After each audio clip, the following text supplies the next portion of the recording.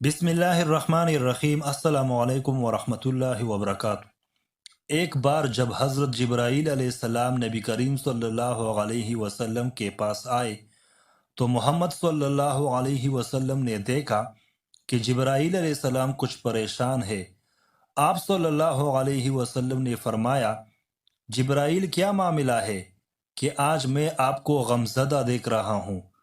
جبرائیل علیہ السلام نے عرض کی، اے محبوب کل جہاں، آج میں اللہ پاک کے حکم سے جہنم کا نظارہ کر کے آیا ہوں۔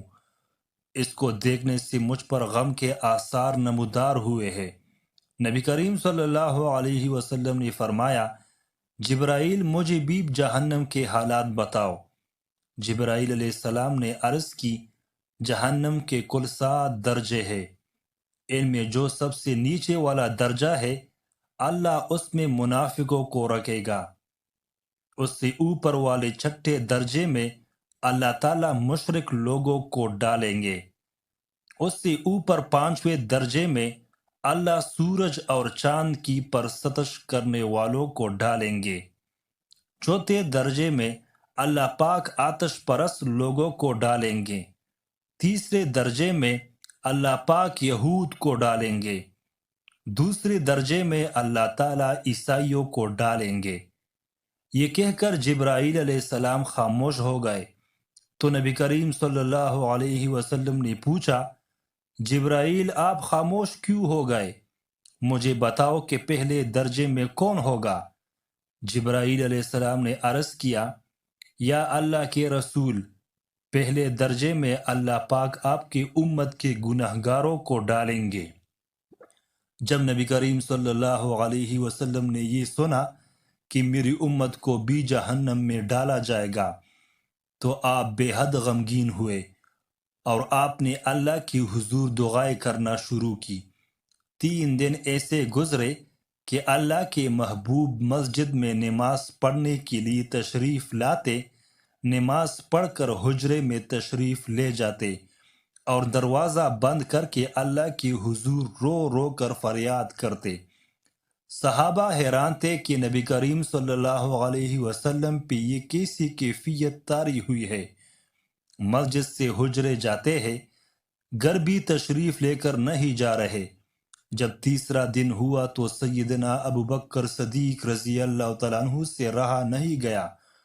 وہ دروازے پہ آئے، دستک دی اور سلام کیا، لیکن سلام کا جواب نہیں آیا۔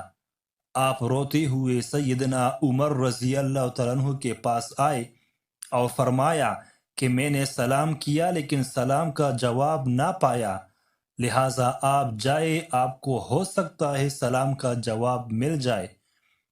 آپ گئے تو آپ نے 3 بار سلام کیا لیکن جواب نہ آیا۔ حضرت عمر رضی اللہ تعالیٰ عنہ نے سلمان فارسی کو بھیجا لیکن پھر بھی سلام کا جواب نہ آیا۔ حضرت سلمان فارسی رضی اللہ تعالیٰ عنہ نے واقعے کا تذکرہ علی رضی اللہ تعالیٰ عنہ سے کیا۔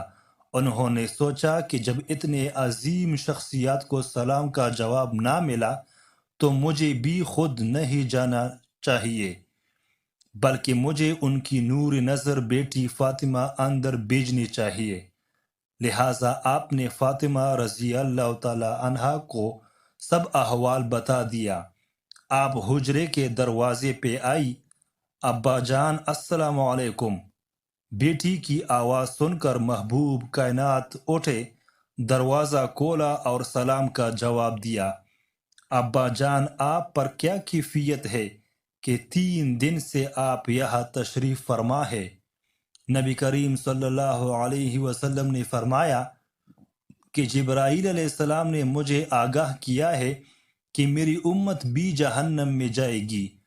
فاطمہ بیٹی، مجھے اپنی امت کے گنہگاروں کا غم کھائے جا رہا ہے اور میں اپنے مالک سے دعائیں کر رہا ہوں کہ اللہ ان کو معاف کر اور جہنم سے بری کر۔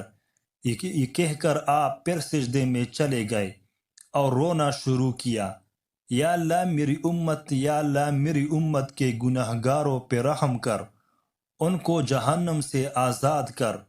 کہ اتنے میں حکم آ گیا، وَلَسَوْفَ يُعْطِيكَ رَبُّكَ فَتَرْضَىٰ، اے میرے محبوب غم نہ کر، میں تم کو اتنا عطا کر دوں گا کہ آپ راضی ہو جاؤ گے۔